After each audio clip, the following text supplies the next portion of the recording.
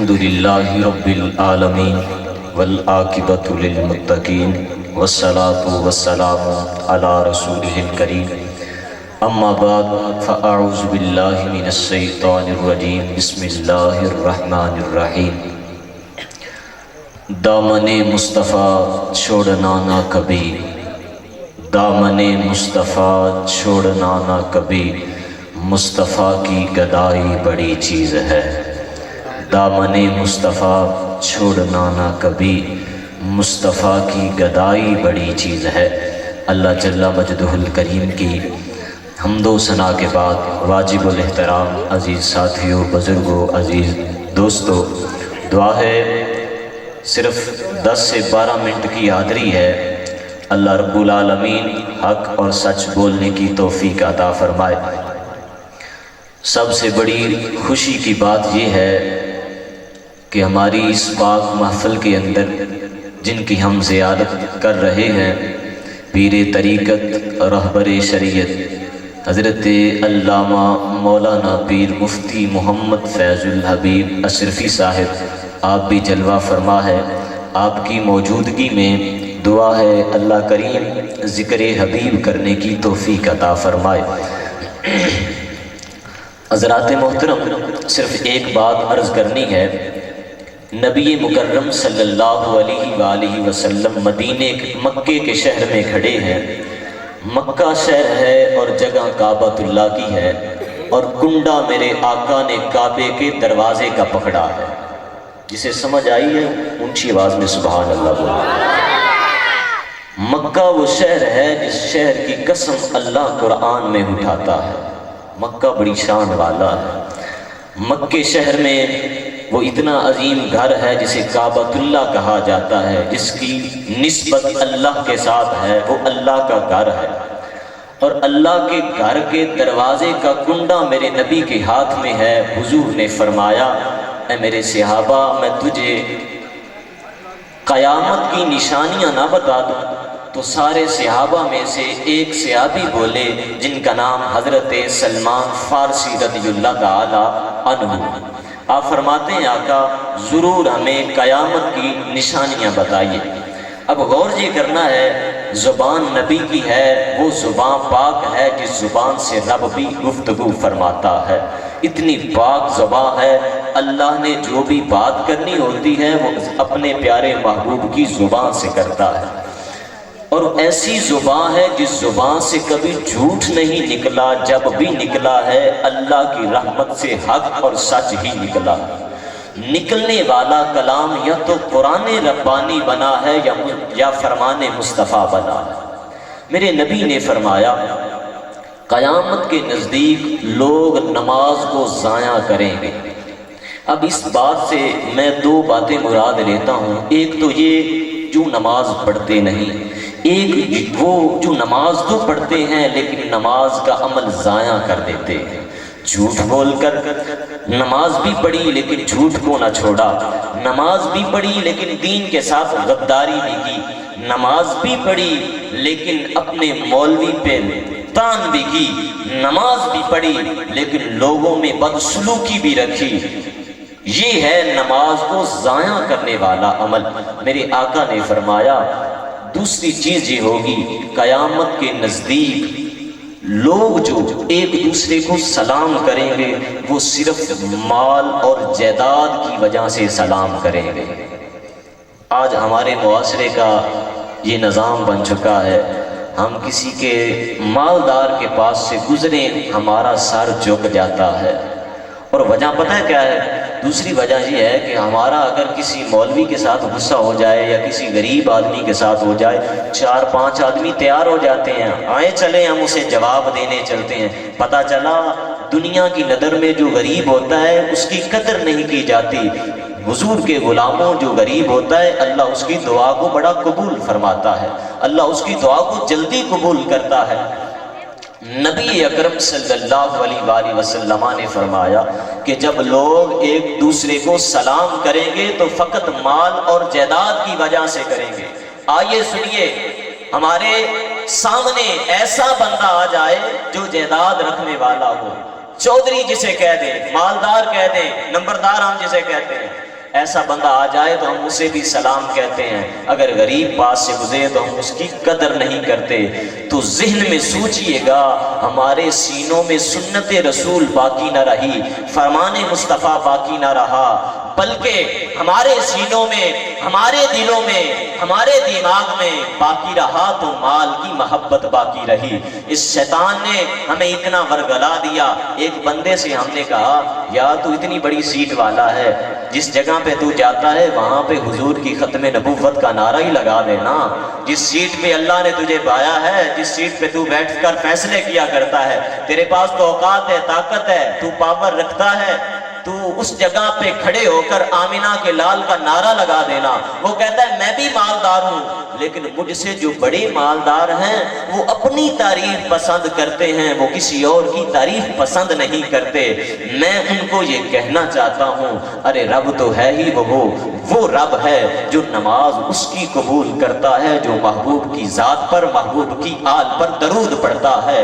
رب تو اتنا کریم ہے، وہ ایسا ذکر پسند کرتا ہے جس ذکر میں مصطفیٰ کا ذکر کیا جائے، جس محفل میں محبوب کی آل کا ذکر کیا جائے۔ اب آگے سنیے، میرے آقا نے فرمایا لوگ زکوٰۃ دینے کو ٹیکس سمجھیں گے، تاوان سمجھیں گے کہ ہم یہ زکوٰۃ نہیں بلکہ دین کی طرف سے یہ ٹیکس ہے۔ حالانکہ دو فائدے ہوتے ہیں زکوٰۃ دینے کے۔ ایک تو فائدہ یہ ہوتا ہے کہ کسی غریب کا چولہا جل جاتا ہے، ایک فائدہ یہ ہوتا ہے کہ مدرسے میں پڑھنے والے طالب علم غریب ماؤں کے بچے ہوتے ہیں جو تیرے کھایا رزق کھا کر، تیرے دیے ہوئے مال کو کھا کر اللہ کا قرآن صبح بھی پڑھتے ہیں شام کو بھی پڑھتے ہیں۔ اب دوسرا فائدہ یہ ہوتا ہے کہ زکوٰۃ دینے والے کا مال کم نہیں ہوتا۔ بات تھوڑی سی سمجھیے گا، زکوٰۃ دینے والے کا مال ظاہری طور پر کم نہیں ہوتا، بلکہ اللہ کریم کے فضل اور کرم سے اللہ اس کے مال میں رحمت نازل فرما دیتا ہے، بیماریوں سے پاک ہو جاتا ہے، اللہ اس کے مال میں اضافہ کر دیتا ہے۔ آگے یہ سنیے، میرے آقا کریم نے فرمایا اسلام کا صرف نام رہ جائے گا، بلکہ اسلام پہ چلنے والا کوئی نظر نہ آئے گا۔ آج وہی لوگوں کا منظر دیکھیے گا، آج ہم بھی کہتے ہیں آؤ دین کی طرف، ایک داڑھی منڈے، ایک دنیا کا لبادہ اوڑے، دنیا والا لباس پہنے اور دنیا کی سیٹ پر بیٹھے، وہ کہتے ہیں آؤ ہماری طرف۔ حضور نے فرمایا جب قیامت قریب آئے گی، سچے بندے کو جھوٹا کہا جائے گا، جھوٹے کو سچا کہا جائے گا۔ آج ہم قرآن پڑھ کے لوگوں کو بتائیں نا، آئیں نظام مصطفیٰ کی طرف، لوگ پتہ ہے کیا کہتے ہیں؟ لوگ کہتے ہیں مولویوں کا تو کام ہے تقریریں کرنا۔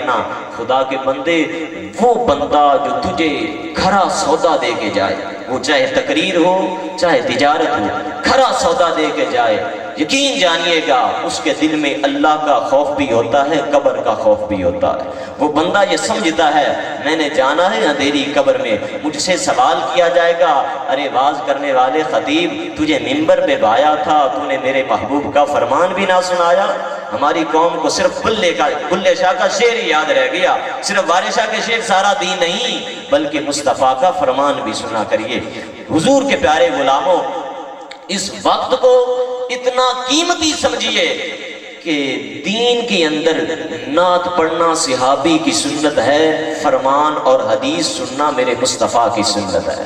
میرے آقا مسئلے بیان کیا کرتے تھے، میرے آقا گفتگو فرمایا کرتے تھے، وہ صحابہ سنا کرتے تھے۔ سلمان فارسی کہتے ہیں یقون ھذا، یا رسول اللہ کیا ایسا ہوگا؟ میرے آقا نے فرمایا قسم ہے اس رب کی جس کے قبضہ قدرت میں محمد کی جان ہے، قیامت کے نزدیک ایسا ہوگا قرآن صرف حروف تک رہ جائے گا، صرف لکھا ہوا نظر آئے گا، مسجدوں کو سجایا جائے گا، لیکن نہ کوئی قرآن پڑھنے والا ہوگا، نہ کوئی قرآن کو سمجھنے والا ہوگا۔ ذرا اپنے گریبان میں جھانکیے، ہم ساری رات بھی تقریریں سن لیں، بلال حبشی کا قصہ سن لیں، جناب والا واقعہ کربلا کو سن سن کے آنکھوں میں چھم چھم پانی برسے، صبح تو نکلے تو جناب جاتے ہوئے چہرے سے سب سے پہلے سنت رسول کو اتار کر ایک کھیلی میں جناب تو اتار کے چلا جائے، تو یہ تو اثر تو نہ ہوا، اس تقریر کا اثر نہ ہوا، اثر اس بات کا ہوتا ہے جو بات دل سے سمجھی جاتی ہے۔ آج میں آپ کے سامنے گفتگو کر رہا ہوں، کل کو کوئی اور کرے گا، میرے بعد اور کریں گے، مجھ سے بڑے کریں گے، مجھ سے زیادہ علم والے کریں گے، لیکن ایک بات یاد رکھیے گا، یہ وقت دوبارے نہیں آنا، یہ ٹائم، یہ باتیں دوبارے واپس نہیں آنی۔ میرے سرکار نے فرمایا جو بندہ جس کا آخری وقت آ جائے اور اس کے لبوں پہ صرف اتنا کلمہ آ جائے لا الہ الا اللہ، حضور نے فرمایا اللہ مرنے کے بعد اسے جنت عطا فرما دیتا ہے۔ میرے کریم آقا کے پیارے غلاموں، وقت بہت ہو چکا ہے، آخری بات میں عرض کرنا چاہتا ہوں۔ میرے سرکار نے فرمایا اسلام کا صرف نام لیا جائے گا۔ آج ہمارے پاکستان میں لوگ کہتے ہیں یار پاکستان تو بنا ہی کلمے کی بنیاد پہ ہے، پاکستان تو اسی لیے بنایا گیا کہ پاکستان میں نبی مکرم کا نظام لایا جائے۔ خدا کے بندو کہاں نظام نظر آتا ہے؟ اسی اسلام آباد میں، اسی لاہور میں، اسی کراچی شہر میں میدانوں میں دوڑیں لگاتے ہماری بیٹیاں نظر آتی ہیں جن کے سر پہ دوپٹہ بھی نہیں، اچھا لباس بھی نہیں۔ کیا وہ تمہاری غیرت نہیں ہے؟ تجھے کیا نبی پاک کی بیٹی فاطمہ الزہرا کا حیا یاد نہیں آیا؟ اسلام کا نام لینے والے، کیا تجھے بیٹی فاطمہ الزہرا کی حیا بھول گئی؟ آج تو ان لوگوں کو دیکھتا ہے جو بے حیا ہیں، لیکن تو پھر بھی اپنا سینہ ان کے ساتھ کھڑا کرتا ہے۔ خدا کے بندے سمجھ لے، جب حسین پہ آخری وقت آیا، ان ساروں یزیدیوں میں سے ایک بندہ تھا جس کا نام حضرت حر تھا، جسے حسین کی محبت سمجھ میں آ گئی تھی۔ آج بھی وہی وقت ہو چکا ہے کہ اپنی سمجھ کو تھوڑا سا وسیع کیجئے، اپنے دماغ کو کھولیے۔ ہمارے سامنے آنے والا بندہ کون ہے؟ دل سے کیا کہتا ہے، زبان سے کیا کہتا ہے؟ نام زبان سے یہ لگائے کہ میں یہاں پہ مدینے کی ریاست بناؤں، لیکن نظام ہمیں کنجروں والا دے کے جائے تو پتہ یہ لگتا ہے یہ صرف اسلام کا نام لینے والا ہے، اسلام پہ قربان ہونے والا نہیں۔ بندے کہتے ہیں ہمیں مثال دو، قربان ہونے والے کون ہیں؟ میں نے کہا ایک اللہ نے ہمیں جماعت دی ہے جسے تحریک لبیک یا رسول اللہ کہتے ہیں۔ وہ جماعت ایسی ہے جس کا اوپر سے لے کے نیچے تک ہر کارکن جس کے اندر یہ جذبہ موجود ہے، جب بھی اسے نبی کی عظمت کے لیے بلایا جائے، وہ صبح ہو یا شام ہو، وہ محمد کی عظمت پہ پہرا دینے کے لیے تیار کھڑا ہوتا ہے۔ اور یہ محبت، یہ عشق، یہ جذبہ، یہ عقیدت، یہ محبت، یہ فقط پیسوں سے حاصل نہیں ہوتی۔ یہ 5000 لے لو، ہمارے ساتھ جلسے میں چلے جاؤ، وہ بندے کہتے ہیں چلو یار دیہڑی لگانی ہے، چلے چلتے ہیں۔ نہیں، جو ہمارے اس تحریک کے آدمی ہوتے ہیں انہیں صرف ہم ایک جملہ کہتے ہیں، ہم کہتے ہیں خدا کے بندے آؤ، کل حسین نے پہرا دیا تھا، آج تیری باری آ گئی ہے، آج قرآن پہ حملہ ہوا ہے، آج تیری باری ہے۔ تو بس دامن مصطفیٰ چھوڑنا نہ کبھی، مصطفیٰ کی گدائی بڑی چیز ہے۔ آمین بجاہ النبی الامین، السلام۔